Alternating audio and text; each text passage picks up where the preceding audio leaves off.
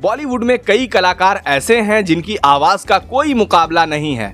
सदी के महानायक अमिताभ बच्चन भी ऐसी ही आवाज के मालिक हैं, पर यही आवाज सुनकर शुरुआती दौर में कई फिल्म मेकर्स ने उन्हें रिजेक्ट कर दिया था। इत्तेफाक देखिए, तस्वीर में दिख रहा ये गोलू मोलू सा बच्चा भी ऐसे ही रिजेक्शन का शिकार होता रहा।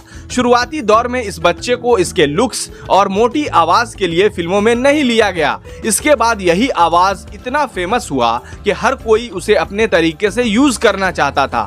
हालांकि खुद इस बच्चे ने इस बात की इजाजत नहीं दी। तस्वीर में दिख रहा ये बच्चा कोई और नहीं बल्कि अमरीश पुरी है। एक दौर था जब विलेन यानी कि नेगेटिव रोल की दुनिया में अमरीश पुरी का कोई मुकाबला नहीं था।